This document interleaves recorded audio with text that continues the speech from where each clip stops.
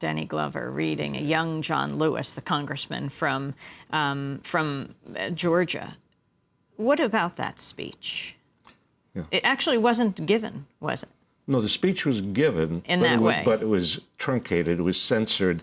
The most militant parts of the speech offended or worried some of the black leaders in the March on Washington. This was Dr. King's famous "I Have a Dream" speech, where he That's right. delivered That's his. where he gave his "I Have a Dream" speech, and John Lewis was representing, the young, angry people of the South in the Student Nonviolent Coordinating Committee, and his speech was a more revolutionary speech, and of course he denounced both parties and so on, and some of the some of the leaders of the NAACP and the Urban League and the more conservative black leaders said, no, we have to cut out some of this. So we are trying in our documentary to bring back those parts of his speech which were most revolutionary and which they cut out of the Washington March. Well, at the Democratic Convention in Denver, at the stadium, John Lewis was honored.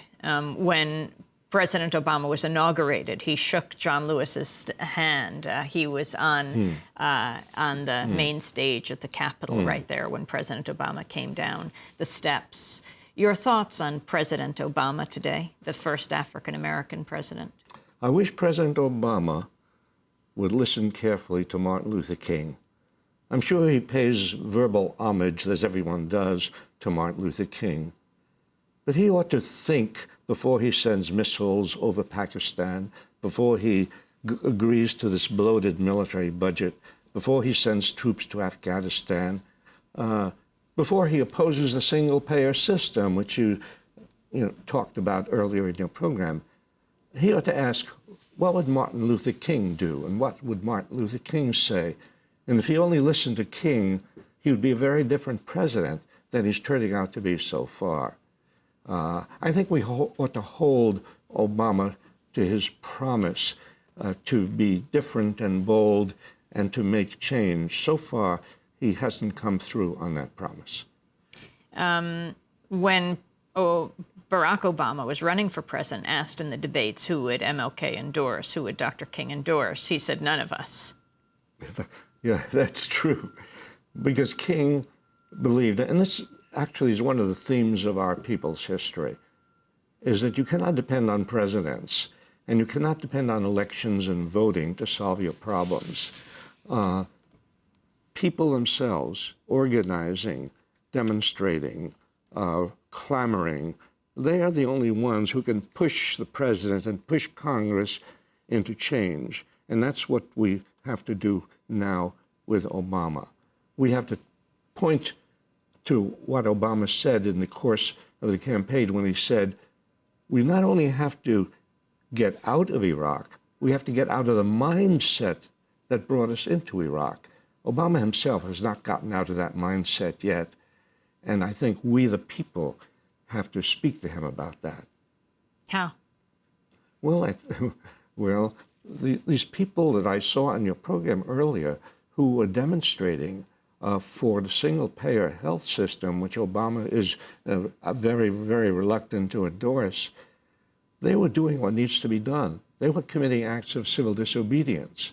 They were going, into offices where they were told to leave and they wouldn't leave. They were doing what we were doing during the movement against the war in Vietnam.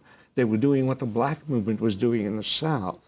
And this is what we will need. We will need demonstrative acts which dramatize the fact that our government is not responding to what the people need and what the people want.